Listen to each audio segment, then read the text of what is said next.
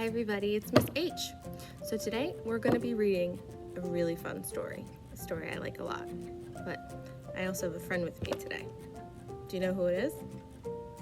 It's the Very Hungry Caterpillar. He wanted to hear the story too, so he's going to read with us. The story we're going to read is called Grace for President. And it's all about a girl named Grace who is running in an election. Do you know what an election is? It's when two or more people decide that they think they have the best ideas and they want everybody to vote for them so that they can work on their ideas. So the people who are voting have to decide which person do they like the best. So Grace is running for an election at her school. See, she wants all these people to vote for her. Do you think she's going to win? Would you like to run an election? What ideas do you think you would have? What about you, Caterpillar? Caterpillar wants to hear the story, so we're going to read it. Grace for President by DiPucchio. Grace for President, written by DiPucchio, pictures by Leiwan Pham. One Monday morning in September, Mrs. Barrington rolled out a big poster with all the president's pictures on it. Grace Campbell could not believe her eyes. Where are the girls? That is a very good question, said Mrs. Barrington. The truth is, our country has never had a woman president. No girl president? Ever? Grace asked. No, I'm afraid not, said Mrs. Barrington. Grace sat at her desk and stewed. No girls? Who'd ever heard of such a crazy thing? Finally, she raised her hand. Yes, Grace? I've been thinking it over, and I'd like to be president. Several students in the class laughed. Well, I think that's a star-spangled idea, Grace, said Mrs. Barrington. In fact, we can have our own election right here at Woodrow Wilson Elementary. The snickering in the room stopped. Grace smiled. Would anyone else like to run for president? Mrs. Barrington asked the class. Nobody raised their hand. Becoming president was going to be easy, Grace thought.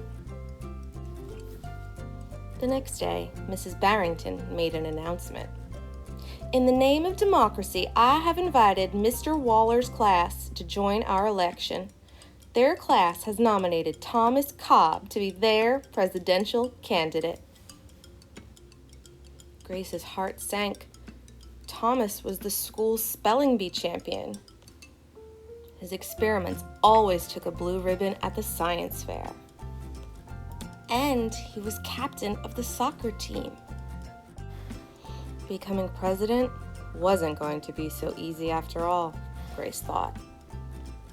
The teachers put the names of all 50 states and the District of Columbia into a hat. Everyone except Grace and Thomas got to choose a state. I'm Texas, said Anthony. I'm New Hampshire, said Rose. I'm Michigan, said Robbie. What does the number 17 mean? Each state is assigned a number of electoral votes. That number is determined by how many people live in that state, said Mrs. Barrington. Each of you will be a representative for your state. Altogether, our country has 538 electoral votes, Mr. Waller explained. On election day, the candidate who receives 270 electoral votes or more wins the election. Why 270? asked Rose. That's more than half of the electoral votes, Mr. Waller said. Becoming president really wasn't going to be easy, Grace thought.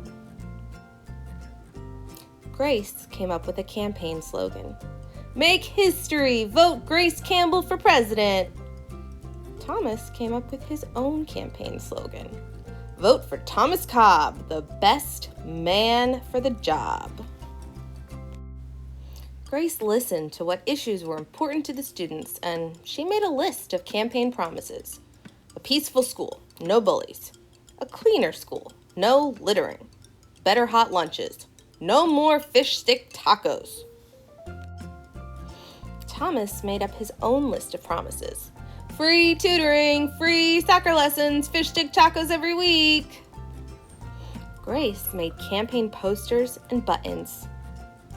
Thomas made posters and buttons too. Each week, the teacher set aside time for the candidates to meet with their constituents.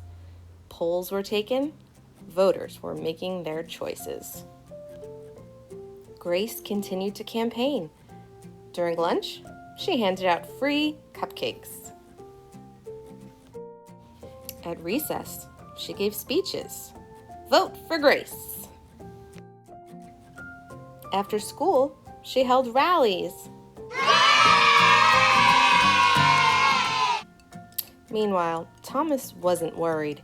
He had cleverly calculated that the boys had slightly more electoral votes than the girls.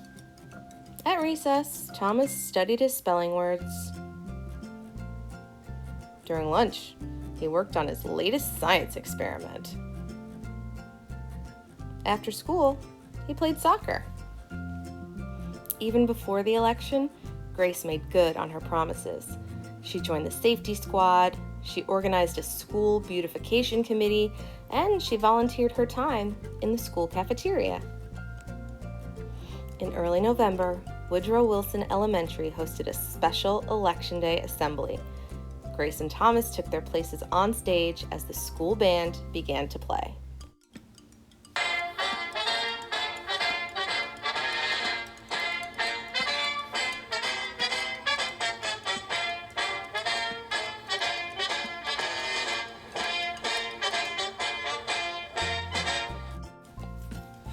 Henry was the first representative to approach the microphone.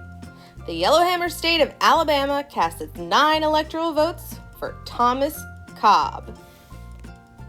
Fletcher said, the last frontier state of Alaska cast its 3 electoral votes for the best man for the job, Thomas Cobb. Hannah called out, the Grand Canyon state of Arizona cast its 10 electoral votes for Grace Campbell. And so it went. State after state after state cast their electoral votes. The scoreboard in the gymnasium kept track of the totals. The voting demonstration was quickly coming to an end. Clara approached the podium. The Badger State of Wisconsin cast its 10 votes for my best friend, Grace Campbell. Grace looked at the scoreboard. Thomas had 268 electoral votes. She had 267. There was only one state still unaccounted for. Wyoming. Thomas grinned. Grace felt sick. Sam walked up to the microphone. He looked at Thomas. He looked at Grace. He looked down at Grace's handmade flag. Sam didn't say a word. "What are you waiting for?" Thomas whispered. The band had stopped playing. All eyes were on Wyoming. Finally, Sam cleared his throat. The Equality State of Wyoming cast its 3 electoral votes for Grace Campbell. The gymnasium erupted in cheers and a few boos.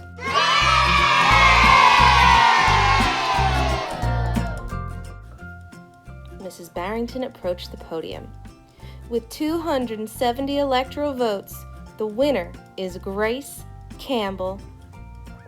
Thomas looked stunned. Grace hugged Sam. "Why did you do it?" she asked. Sam handed Grace his flag. "Because," he said, "I thought you were the best person for the job." The following week, the students in Mrs. Barrington's class were preparing for their career day presentations. Grace volunteered to go first. She stood at the front of the room and glanced at the poster still hanging on the wall. "My name is Grace Campbell, and when I grow up, I'm going to be President of the United States." This time, everyone believed that she would. And then the last picture of the story shows Grace, but she's not a little girl anymore. She's a grown-up. And she's becoming President of the United States. Now, she might be imagining this, or it might really happen. What do you think? Could she be the president? Maybe. Now, when I read the story, I wasn't sure that Grace was going to win. I was a little worried about it because the other person who was running had lots of people voting for him. But in the end, the people who were voting decided Grace was the best person for the job. So it was a really happy ending. What do you think, Caterpillar? You liked it too. So I hope you liked reading our story today, Grace for President. Have a great day. Bye.